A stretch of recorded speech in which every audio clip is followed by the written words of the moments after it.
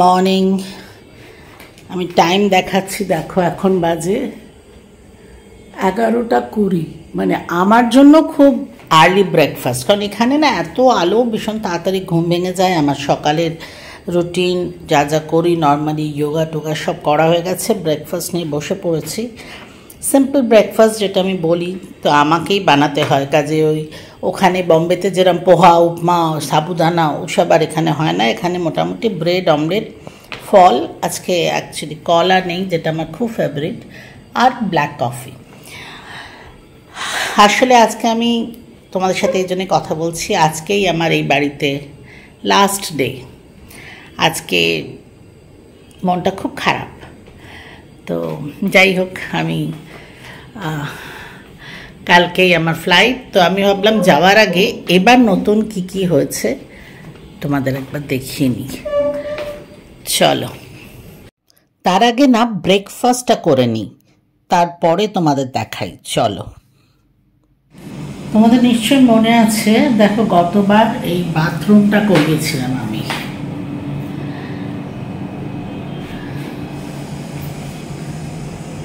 তা ভাবলাম যে একবার দেখিয়ে দিই।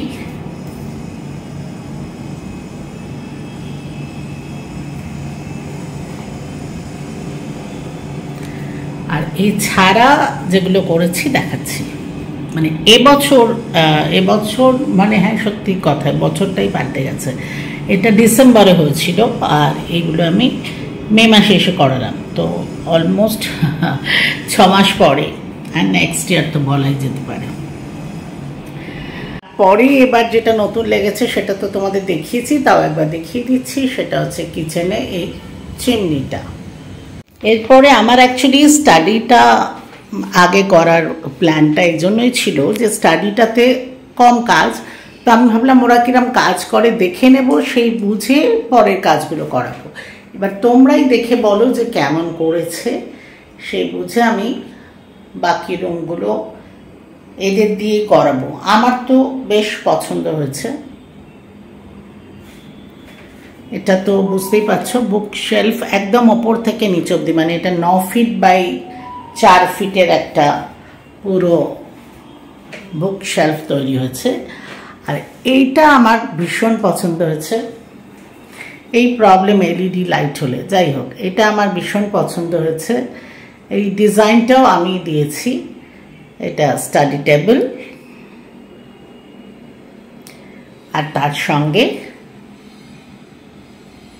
এই জিনিসটা।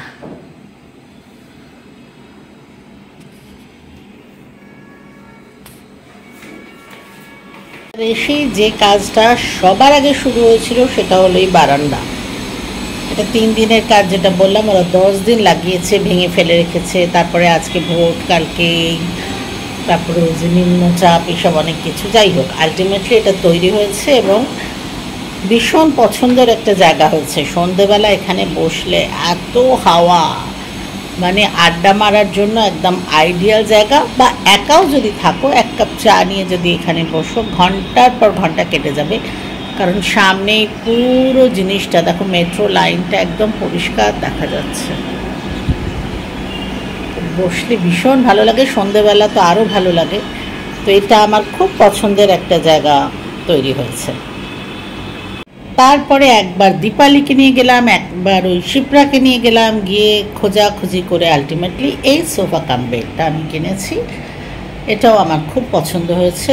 আর এটাতে না লক নেই, মানে খুব ইজিলি খোলা বন্ধ করা যাচ্ছে। তো তোমরা দেখে জানিও কেমন হয়েছে। কারণ এবার অনেকগুলো পরপর জিনিস নতুন হয়েছে, তো ভাবলাম সবগুলো তোমাদের একবার দেখিয়ে দিই। আর যেটা বললাম, মনটাও খারাপ লাগছে যে এবার যাওয়ার সময়